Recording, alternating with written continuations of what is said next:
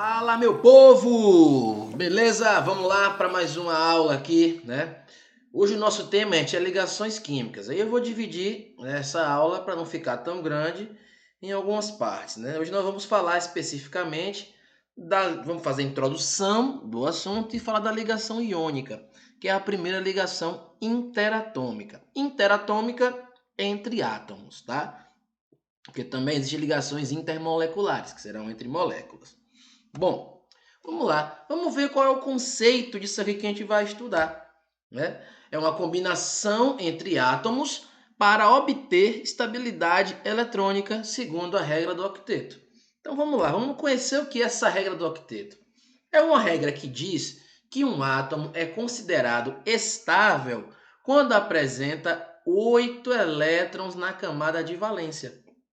Para quem não lembra, né? Camada de valência é a última camada eletrônica daquele átomo, passando a apresentar valência semelhante à dos gases nobres. Esses elementos chamados de gases nobres são nobres porque são os únicos dentre todos os 118 elementos que a gente tem catalogado na tabela periódica que apresentam esses 8 elétrons na camada de valência. Os demais precisam realizar ligações para adquirir essa estabilidade. Tá? Aqui os nossos queridos gases nobres, lá você falou que todos eles têm 8 elétrons na camada de valência. Beleza, estou vendo que o neônio tem na última camada 8 elétrons, o argônio, o criptônio, o xenônio, o radônio, até o organessônio, que é o mais novo. Não está aqui na imagem, mas ele já existe, já foi reconhecido, certo? Ele tem 8 elétrons de valência, mas o hélio ele só está com 2. Vamos lembrar, gente, que o hélio, né, ele vai seguir a regra do dueto. Ele é uma exceção, certo? A essa regra do octeto, ok? Então, mesmo ele tendo apenas 2 elétrons na sua camada de valência, ele só tem uma camada, ele é considerado estável. Beleza? Bom, quais são as propriedades aqui que a gente tem que falar? Energia de ionização, que é a energia que um átomo desprende ao perder um elétron em seu estado gasoso, né? Essa energia, essa propriedade aqui é muito importante para as nossas ligações. Toda vez que um átomo perde um elétron, ele libera energia. E a cada elétron que é perdido, ele libera uma nova energia, maior do que a anterior.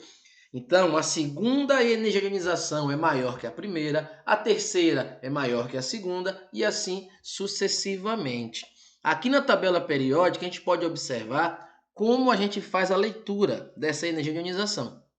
Nas famílias, né, que são as colunas, observe que a seta está apontando para cima, ou seja, o elemento de maior energia de ionização vai ter um menor número atômico naquela família. Tá? Nos períodos, ela está apontando para a direita, ou seja, no mesmo período, a maior energia de ionização é do elemento que está com maior número atômico, ok?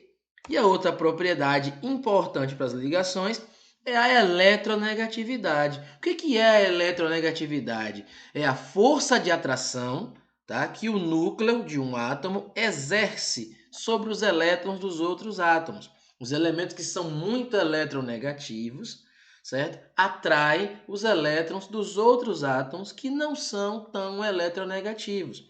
A eletronegatividade, pessoal, é como se fosse a beleza de uma pessoa. Uma pessoa muito bonita, ela atrai os olhares das outras pessoas para ela, né? Quando os homens veem uma mulher muito bonita ou quando as mulheres veem um homem muito bonito. Eles são atraídos. Isso seria para os átomos a eletronegatividade, a sua beleza, uma força de atração que eles exercem sobre os elétrons dos outros átomos. E observe que na tabela periódica a leitura é a mesma, tá? Nas famílias menor número atômico, maior eletronegatividade. Nos períodos, maior número atômico, maior eletronegatividade, certo? Observe que ali que a coluna dos gases nobres ela está pintada em vermelho. Por quê? Os gases nobres não partilham dessa propriedade. Eles não precisam, tá, exercer essa força de atração sobre os outros átomos, sobre os elétrons dos outros átomos. Ligações interatômicas. Então nós temos aqui, ó, a ligação iônica. Observe ali, ó, que um átomo está dando um elétron ao outro, né? Como fosse ali um pedido de casamento, né? Na covalente, estão trocando, estão compartilhando os seus elétrons. E na metálica, observe que tem um vaso de lixo ali, né? Vaso de lixo serve para quê? Para dispensar coisas, objetos, resíduos, né? No caso, eles vão dispensar elétrons. Então, essa figura, ela faz uma brincadeira com que cada uma das ligações, com o princípio de cada uma das ligações. Aqui, né? Aceite este elétron como prova do meu amor. Configurando aí nossa ligação iônica, né? Que é uma transferência, um presenteio de elétrons de um átomo para o outro, tá? Características das ligações interatômicas, né? A ligação iônica, nós temos aqui transferência de elétrons, certo? Um átomo transfere elétrons para o outro, ou um átomo doa um elétron para o outro, como naquela imagem que um átomo estava dando um elétron ao outro. O que é isso aqui de MAH? M quer dizer metal, gente. A metal. H, hidrogênio.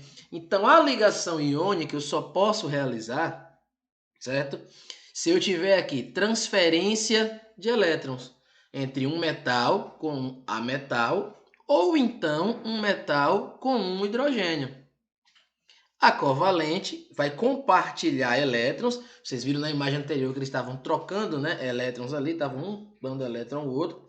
Se forem dois ametais, que podem ser ametais iguais ou ametais diferentes, ou ametal com hidrogênio. E a metálica, com perda de elétrons e com o nome desse, de ligação metálica, só pode ser entre dois metais. Metais que podem ser iguais ou que podem ser diferentes também, tá? Tabela de cargas por família, né? Aqui eu estou botando as famílias representativas para gente, certo? E aí tem a carga deles ao participar das ligações e o nome que ele passa a receber. Cátion é a espécie que perde elétrons.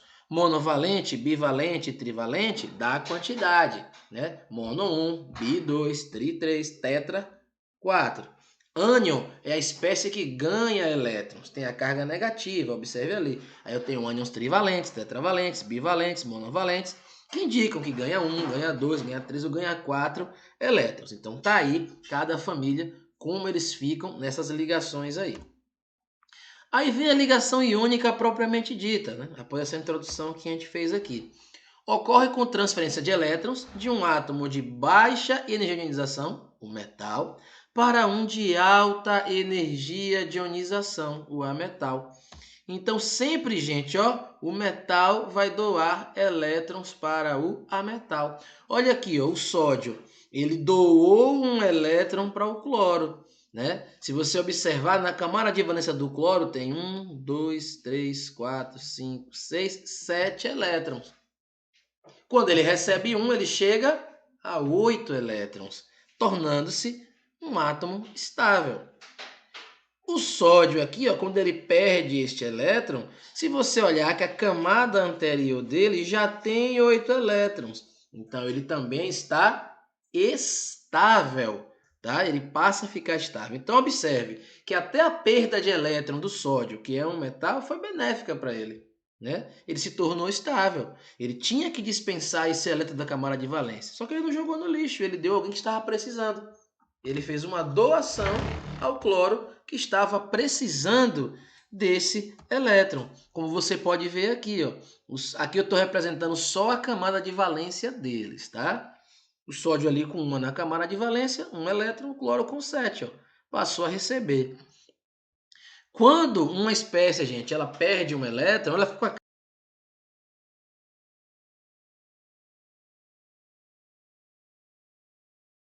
excesso de prótons agora. Os cátions indicam excesso de prótons, ou seja, eu tenho mais prótons do que elétrons. E os prótons são negativos. Quando você tem algum elemento com a carga negativa, é porque ele ganhou o elétron. Os ânions têm excesso de elétrons. Os exemplos aqui para a gente, ó. Observe que eu posso usar mais de um átomo, tá? Tanto no cátion como no ânion, eu posso utilizar mais elemento aqui se eu precisar, certo? Então, aqui nós temos exemplos de ligações iônicas, certo? O que é essa regra do escorrega aqui, gente? Lembra daquelas valências que eu mostrei para vocês ali, aquelas cargas? Eu posso resolver isso aqui, ó, através disso, ó, chegar na fórmula, tá, do meu composto, ok? Através disso daqui, ó. Eu pego a carga dele, ó, o alumínio é da família 13 ou 3A, tá no slide anterior que eu mostrei para vocês, né? Então a carga dele é mais 3. O oxigênio é menos 2, certo? Então, o que que eu faço aqui? Observe que o 3 do alumínio foi para o pé do oxigênio e o 2 do oxigênio foi para o pé do alumínio, formando a fórmula Al2O3, sem você fazer a fórmula de Lewis. O que é a fórmula de Lewis mesmo, Léo? A fórmula dos pontinhos que você viu aí no slide anterior. Beleza? Aqui você tem uma tabela mostrando a quantidade de elétrons na camada de valência. Então, por isso que eu fiz aqueles pontinhos. Por que o sódio tinha um pontinho só? Porque ele está na família 1A.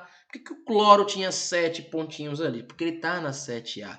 Aqui a tendência que ocorre com cada família e como é chamada a sua. Então, pessoal, a gente encerra aqui essa aula sobre ligação iônica. Ainda vamos falar das propriedades dos compostos iônicos, mas em outro momento. Beleza? Valeu!